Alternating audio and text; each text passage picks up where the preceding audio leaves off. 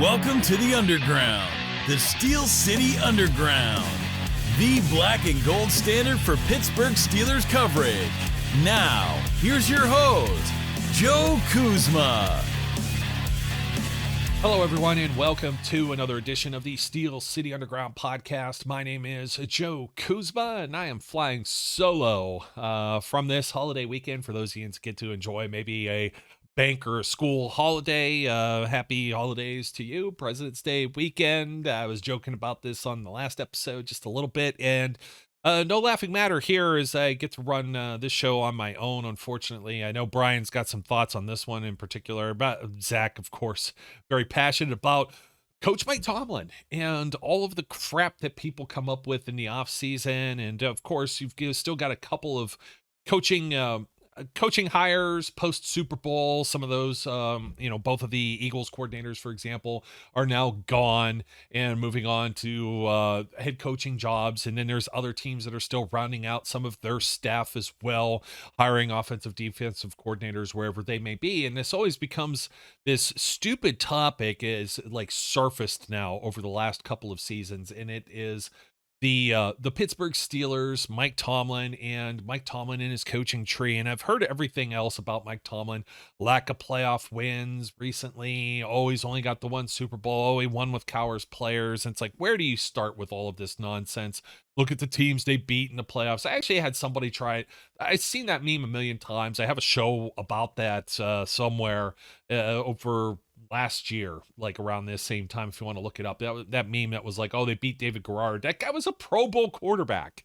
It's like, just because the Jaguars, people forget the Jaguars were good at one time, specifically when they had like the expansion drafts. That was just like the anniversary of that a few days ago, which was the first time that in free agency period that two expansion teams, they didn't get to suck as badly as, like, what was that, 1976 or whatever, when it came to the Carolina Panthers and the Jacksonville Jaguars when they entered the league. But anyways, yeah, Mike Tomlin, some of Cowher's players, but you got to really look back and see like guys like Joey Porter and Clark Hagans and stuff like that. Those guys were all replaced. You had Lawrence Timmons and Lamar Woodley that didn't play for Cowher. Or you look at the Super Bowl teams in particular, like Antonio Holmes got drafted after that. So you had like a 1 year that wasn't that was the Super Bowl hangover before Cowher retired. It's like, do you really count that? Yeah, Cowher's players. And a lot of people forget that Bill Cowher got guys like, he who shall not be named, the other number 14, Neil.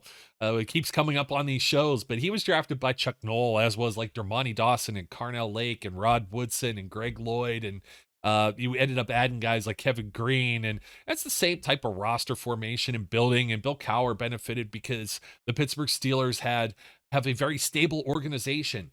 And Mike Tomlin benefited because the Steelers still have a very stable organization. Whoever the next guy is will probably benefit as well. Will they be successful right out the gate? It'd be interesting to see. A lot of people crediting the success, as they should. I mean, Ben Roethlisberger was very instrumental in this. Never a losing season. Definitely a Hall of Fame quarterback.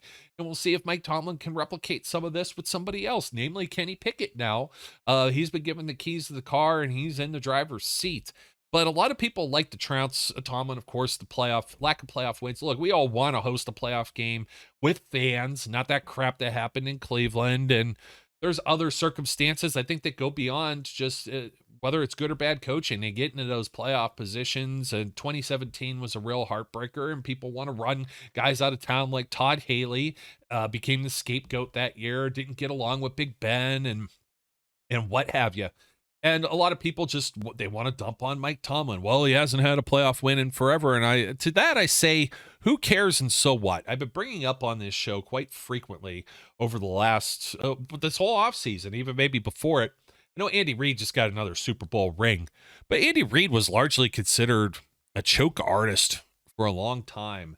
And that Philadelphia media hub that's, it's encased there with DC and New York, you can go all the way to Boston, like that whole region, man. It's just thankfully I don't have to deal with that. Yins can be rough, but you're not as bad as Philly fan base, New York fans, etc., Boston fans, right? So highly critical. It's going to be interesting to see when they finally come after Bill Belichick. I know I was talking about Reed, but Bill Belichick here, I know he's got a lot of the hardware, but since he's won that last Super Bowl in 2018, let's see, 2 playoff appearances, 2 out of the last 4 years, and no playoff wins post Tom Brady. Was it really all Tom Brady that they contribute to the success of that team? And I'm going to come back to Bill in a little bit here, because despite a lot of his coaches branching off, there's just a lack of success there. And we're talking about namely like Mike Tomlin. And does anybody ever come and talk about Mike Tomlin coordinators and try and hire these guys? And well, they do, and then they don't. And there's reasons for that specifically. But well, I get all over the place here. Andy Reid, nine seasons as an NFL head coach. He didn't take a break between the Philadelphia and the Kansas City jobs. And he finished out missing the playoffs his last 2 years with the Eagles. He didn't win a playoff game in 4 seasons, and largely considered that they weren't going to ever win the big one. They were only, since he coached there from 1999 on through the 2012 season. And they won the NFC title once. It just goes to show you that winning is very difficult in the NFL, because now you know, obviously, 4 straight AFC championship appearances, 2 Super Bowls in each of the last 4 years for Andy Reid. But he went into Kansas City, and for 5 years and for 5 seasons, he had just that 1 playoff win. And you take that with the piggybacking with the Philadelphia Eagles, it's 9 straight years, 9 seasons with a single, alone playoff victory. So I don't necessarily throw Mike Tomlin under the bus for those type of statistics. I already talked about Bill Belichick. You look at Pete Carroll. Okay, he has won in the last 6 seasons. They won their ring up in Seattle in 2013, and then they also came back and returned to the game the very next year, and then it's been off the rails since then. And Pete Carroll's 71 years old. Andy Reid, 64, 65 years old. Bill Belichick is in his 70s now. A lot of the old guard. And it makes me think about, I know I'm going to be talking about coaching trees, but I'm just talking about overall success. And you got some guys like maybe like Bill Parcells. They had a lot of coaches branch off. There aren't too many guys that had a lot of coaches branch off and be successful. You have coaches that have branched off, but the success is just, it's not there necessarily. Bill Belichick is definitely one I definitely need to bring up, and I'm trying to see if I've got his list. I'm pretty sure I have it here. So Belichick, I said, and some of you may have actually read this. I had the article, and I'm just trying to fill in some more of the blanks from the article that I wrote over at steelcityunderground.com a couple of weeks ago. I said that Belichick had a wilted tree. That's a great choice of words for me, because you think about some of he gets guys that get hired, right? They have success. They win Super Bowls. Everybody wants copycat league. I always say that NFL's a copycat league. They want the same. They want a sample of success from this Super Bowl team, or the team that was just in the Super Bowl, like the Eagles. They're going to take all these coordinators. They're going to take position coaches and make them into coordinators or head coaches. And then we see it fail, and you see it fail constantly.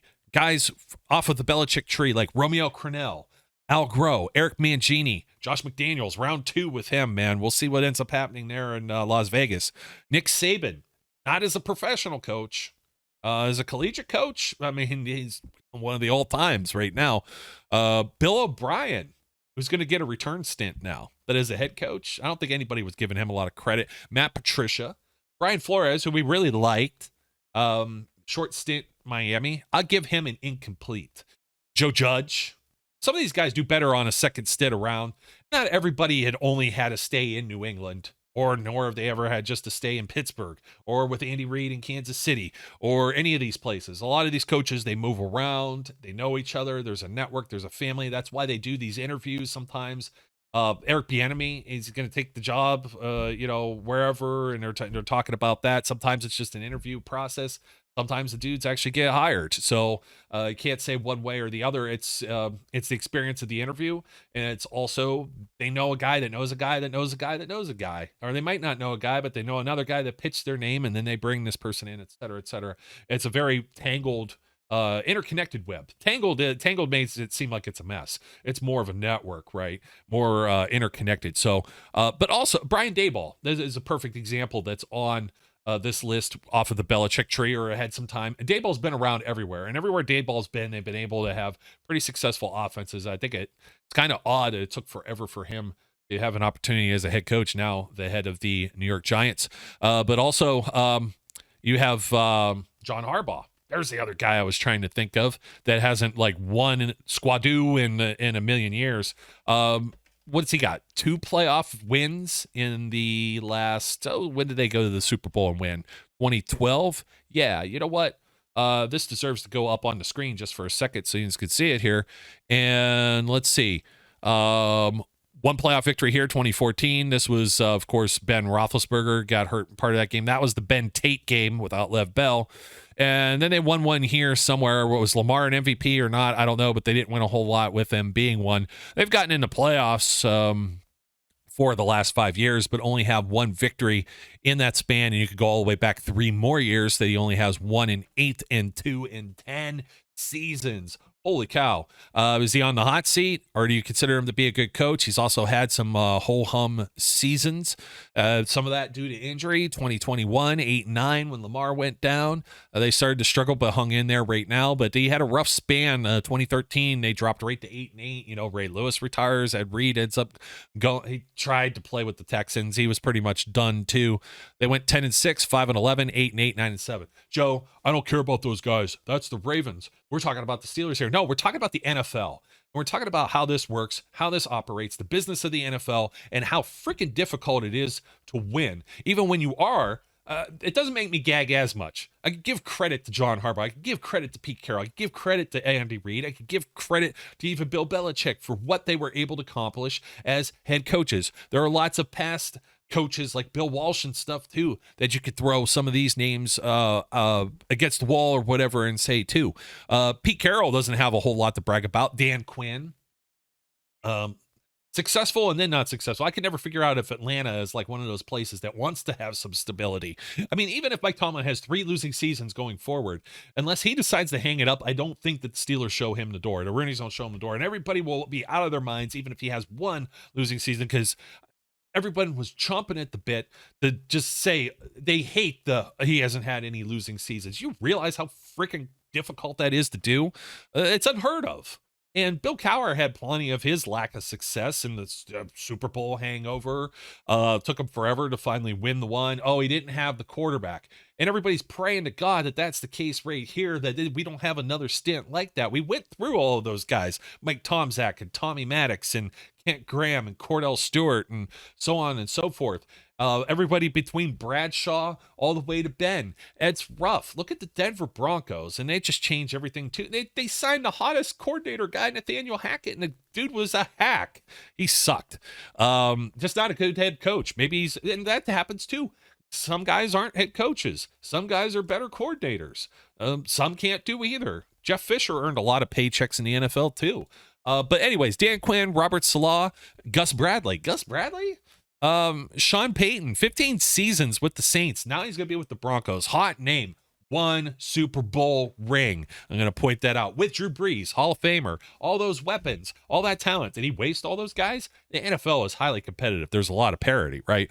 But Dennis Allen, the current coach there, that's a guy that came off of Sean Payton's tree.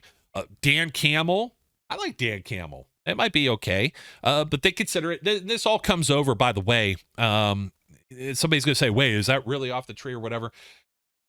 Yes, no. Sometimes these guys have a cup of coffee here, but they're all associated. And this all comes from profootballhistory.com. It's pro-football-history.com. Good partner here with also with us here at Steel City Underground. So check them out. They have all these stats. They have all these things that are interconnected and intertwined. So Dennis Allen, Dan Campbell, Mark Trestman, and Doug Marrone with Sean Payton. So that's like about a 50-50, a batting 500 there. Andy Reid, maybe the richest tree. Some of the names that have branched off of there: Brad Childress, Leslie Frazier, John Harbaugh, Steve Spagnuolo, Ron Rivera, Pat Shurmur, Todd Bowles, David Culley, Matt Nagy, Doug Peterson, and Sean McDermott. Now, say what you will about some of those names. That's actually pretty good, even for the guys that may not have had the best of success there, like a Pat Shurmur, but they've gotten some jobs. Culley, I think, got cut a little too short. You take a look at some of the old time names, and this is all going to come to a head because I'm going to mention Mike Tomlin's staff and stuff here. But you realize there's not a whole lot that comes off of it. But Tom Landry, he had basically Mike Ditka and Dan Reeves. That's about it. And Tom Landry, how long did Tom Landry coach? 30 some year, right? I'm pulling it up right now. I can't possibly count this. 29 years. I was close. 1960 to 1988. And of course, everything turned around. That's kind of like with Chuck Noll, 313 season with Landry. Long-time coach in the 80s. Not the same type of success that they had in the 70s when they were facing duking it back and forth with the Steelers dynasties, right? Very mirror image between, NFL, NFC, whatever, AFC, AFL, whatever, between these teams and the advent of the Super Bowl and the modern era of the NFL. So legendary coach, right? No taking away from him. And you know what happens in 89? They draft Troy Aikman, Jimmy Johnson becomes the guy eventually, and bang, they're off. They're off to the races. And that's all it takes sometimes. Is kind of hard when you have the number 1 overall pick to blow it, but it's happened. Or the number 2, Ryan Leaf, maybe even Mitch Trubisky. You could talk about some names like that. I talked about Jameis Winston and Marcus Mariota at the top of that draft, and those things occur. But for Tom Landry, I mean, that's basically it. Mike Ditka, Dan Reeves, Marty Schottenheimer. He has a lot of crossover in his list. Cam Cameron, Bill Cowher, Gunther Cunningham, Tony Dungy, another guy that, along with Peyton Manning, couldn't get over the hill, can't win a playoff game. Just bust, choke artists, right? Choke. That's all they do. Choke. Hall of Fame coach, Hall of Fame quarterback. But they, when we're in the present day and living in the now, they were talking about how these guys, all they do is choke. Herm Edwards, Lydia Infante, Hugh Jackson again is on this. Mike McCarthy, Tony Sperano, Bruce Arians had some time with Schottenheimer. That's how he ends up getting connected with Bill Cowher. I'm almost certain of it. Rob Chudzinski, and once again, Mark Trestman, Mike Shanahan, and Gary Kubiak, Art Shell, Anthony Lynn, Matt LaFleur, Mike McDaniel, Sean McVay, and of course, coming off of that family tree as well, Kyle Shanahan, Bill Parcells as a pretty big list with Bill Belichick, Tom Coughlin, also Romeo Crennel, Al Groh. Those guys were also that you see the carryover, and then Bill Belichick obviously being passed the torch there. But Todd Haley, Ray Hanley, Eric Mangini, Chris Palmer, Sean Payton, Tony Sperano was there as well, Mike Zimmer, Anthony Lynn, Todd Bowles, and Freddie Kitchens, and Bill Parcells. Really unfortunate with like Bill Parcells. You talk about he had a lot of success, with the New York Giants, and he goes from the Giants 83 to 1990, and he's basically he's riding off into the sunset. He just won the Super Bowl in 1990, Super Bowl 25, I think. Comes back with New England. He got the AFC title in 96. They end up losing to Brett Favre and the Green Bay Packers in the Super Bowl. But those 4 years that he was there, that's all he had to amount for. And that's the only season where he won any playoff games out of those 4. Ended up winning 2 and won the AFC championship. He ended up going to the New York Jets for 3 years. Not a whole lot there as well. Just one playoff game and 2 playoff appearances with the Dallas Cowboys in his later years, 03 to 06, where 2 playoff appearances out of 4 years, but no playoff victories. Hall of Famer, legendary coach. Coaching tree. Like I mentioned the one with the Patriots. Everybody wants this Patriots way and stuff like that. And I think all of this is just overblown. But who wants to hire any of the Steelers coordinators? Well, there's some reasons for that. Let me start with the first one. And of the first name that our name, let's just talk about it. Todd Haley, Mike Munchak, Dick LeBeau, maybe Brian Flores. We got 1 year of Brian Flores. Former head coaches that get hired have been around. They've been around the coordinator circuit, the position coach circuits, and everything else. I mean, Todd Haley was the Kansas City Chiefs coach right before he got fired and Andy Reid got hired. He was the guy who carried on right after Haley. And there's different reasons, one way or another, as to why some of these teams move on from some of their coaches. And Flores, obviously, off of the Patriots tree as well. Not going to necessarily say that Tomlin could claim him. But last year, nobody wanted to touch Brian Flores because of his lawsuit with the NFL. And Mike Munchak, he was with Houston/Tennessee like 30 years almost. Player and personnel and staff and position coach all the way up to the head job. And really the only job he had outside of that was offered, a branch extended, by the Pittsburgh Steelers organization. And we consider him a great offensive line coach. I know it goes hand in hand, yes. And then he also had some talent too. But I'm not going to say nobody. There was some rumblings as to whether or not somebody might pluck him off the Steelers. And there was like, oh, the sigh of relief when they didn't. And this whole exasperation when Flores leaves. And nobody was coming sniffing around for Todd Haley. He had already made his rounds. Unless they're going to make him a lateral move, like move to another team and be in the same position, which really might not happen. Maybe and Munchak, he left for the Denver Broncos to be closer to family. And guys get older, and you've been doing this forever. You've got money in the bank. What's important to you? For a lot of folks, this is their passion. That's also why they're successful at it. Mike Tomlin is going to be doing this for a long time, I have a feeling, because he got started at a very young age. And that's good for organizations when they get hit on coaches. And the Steelers have hit. When you only have three over however long now, 1969, 1970, that's an awful long time, man, to just have three coaches. So those are three guys that nobody's sniffing around for. I mentioned Dick LeBeau, Coach Dad, right? Coach Dad had already been a head coach somewhere else. He'd already been coordinators with Bill Cowher. And it was a lot of when Tomlin got hired, there was some carryover from the previous staff. And you had Dick LeBeau come over. He'd already been a head coach elsewhere. And he had even gone on as far as, I was going to say here with Dick LeBeau, to be on a year-to-year contract. So you didn't know as he was approaching, his 70s, damn near 80 years old or whatever, that when did he want to hang it up? And the team was gracious enough to give him a year-to-year.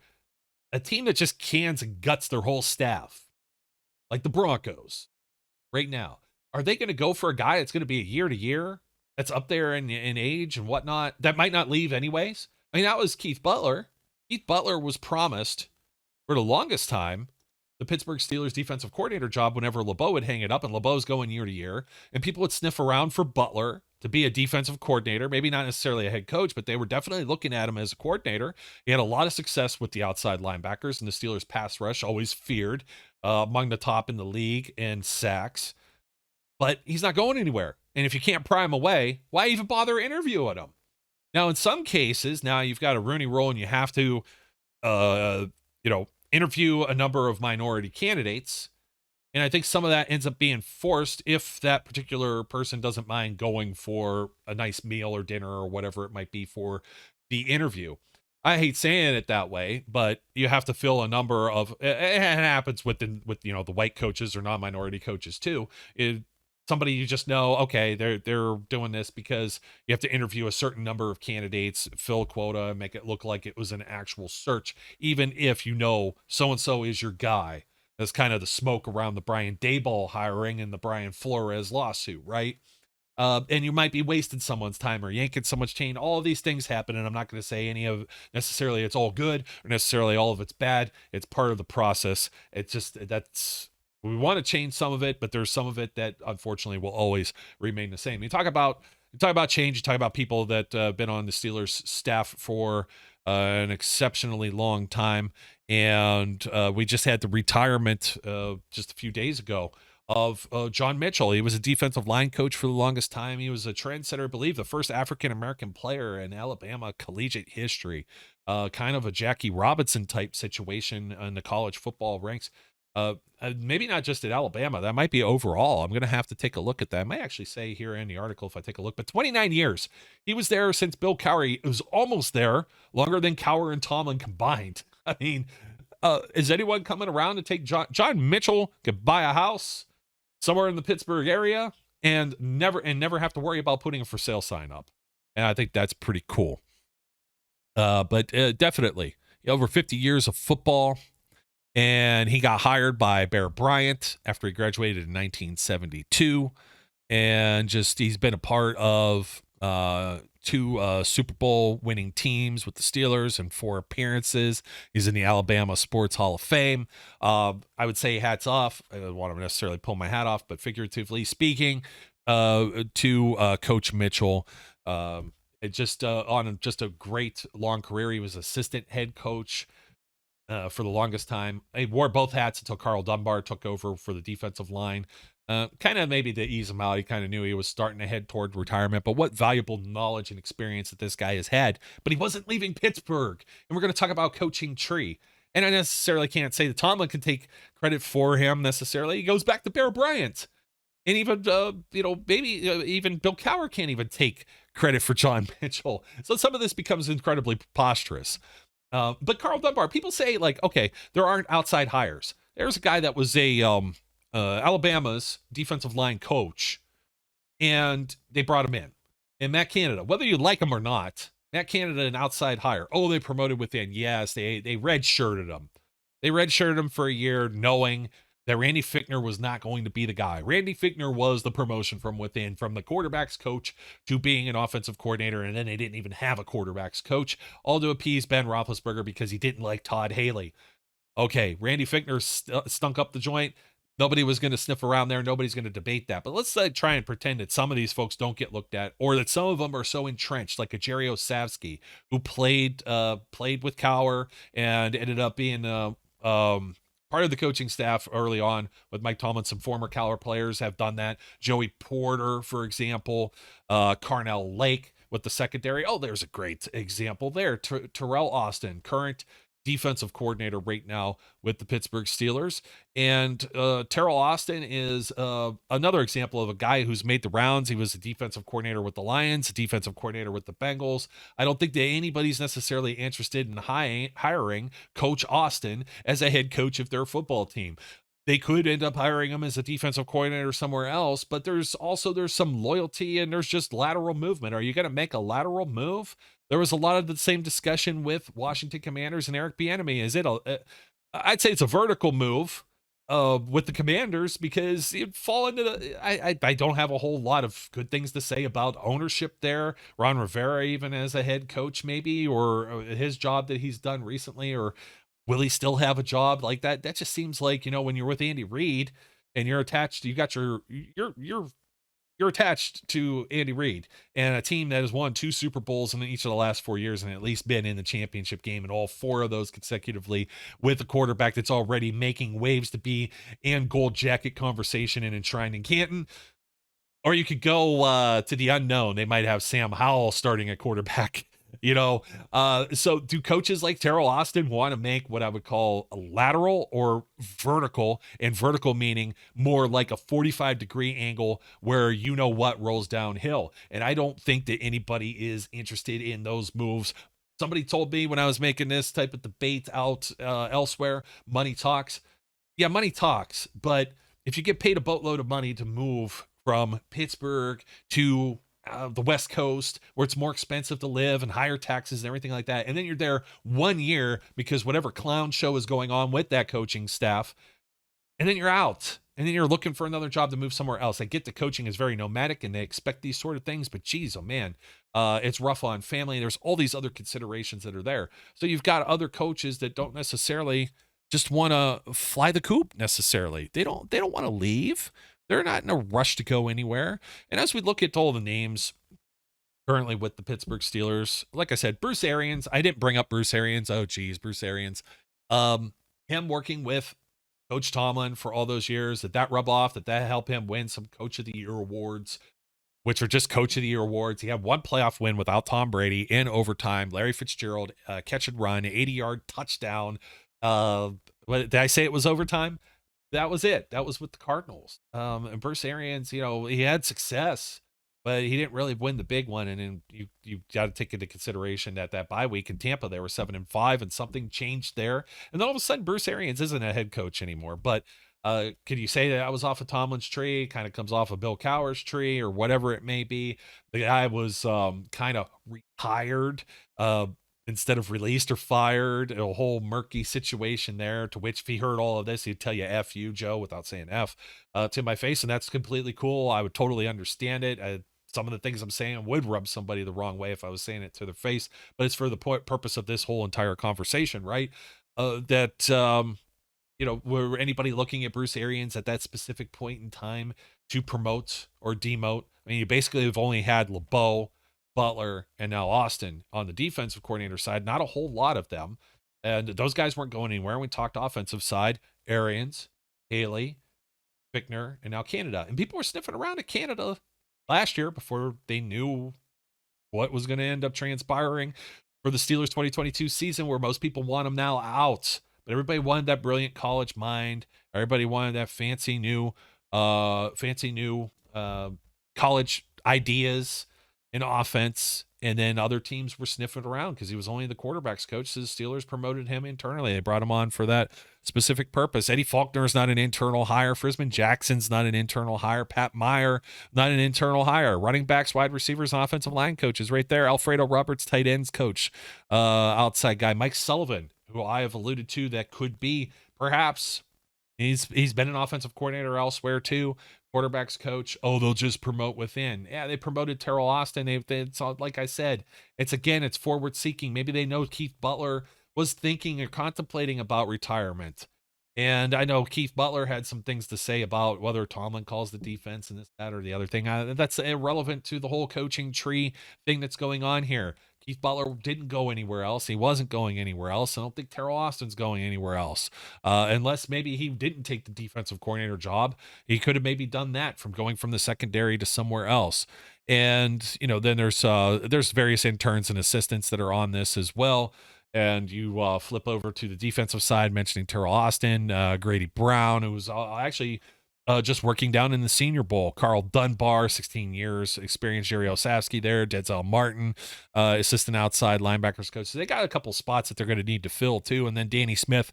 Is anyone looking around for Danny Smith? Are they going to hire Danny Smith out from Mike Tomlin's nose? No, I think Danny Smith's content with walking around and chewing bubble gum in Latrobe. So I'm getting long-winded here, but I think a whole lot of this is just completely blown out of proportion. 16 years with Mike Tomlin as a head coach. He didn't necessarily groom and produce all of these young, up-and-coming, trending head coaches or position or coordinator coaches, because most of the guys he had on his staff were already entrenched experience or had already made the rounds. And for the few who haven't already, I mean, the biggest glowing, shining, flashing light there is Matt Canada. And I kid you not, as silly as this may sound, and yes, I can't believe I'm going to say this. Let's say the Steelers end up in the Super Bowl next year, 2023 season, and they're in the Super Bowl this time next year.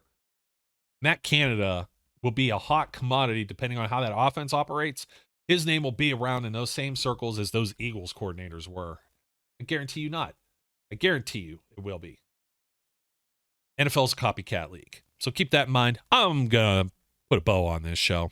I'm getting a little tired of talking about the coaching tree, but this has been a hot button topic that's really gotten under my skin and on my nerves. And you can tell I get a little passionate about it, but it just seems so nonsensical. And in the same way, I know I mentioned Pete Carroll didn't have that many people come off of his or branch off, and et cetera, et cetera. A lot of that's the same type of scenario where guys aren't necessarily leaving. They're not flying the coop. Dan Quinn did right after that Super Bowl success, right? So there you go. It's something just like that. After Mike Tomlin wins the Super Bowl, who are they coming to steal? They weren't stealing Arians at that time. They weren't going to go and steal Dick LeBeau at that time. So keep that in mind, folks. Thank you for supporting the Steel City Underground podcast, watching or listening wherever you may be. Don't forget to like, comment, and subscribe if you haven't done so already, or leave us a review on the various many podcasting platforms that are out there. My name's Joe Kuzma, and we'll catch you again hopefully later this week and start digging into some more potential free agent targets for the Pittsburgh Steelers and what are their important or what should be their priorities when it comes to their needs. Drop us some lines in the comments, and if you got some questions or have something that you would like us to cover or discuss on the show, we shall do so. So once again, my name's Joe. Until next time, we encourage everyone out there to be safe, be good, and we'll catch you later. We would like to thank you for listening and remind our listeners to follow us on social media and our website, www.steelcityunderground.com.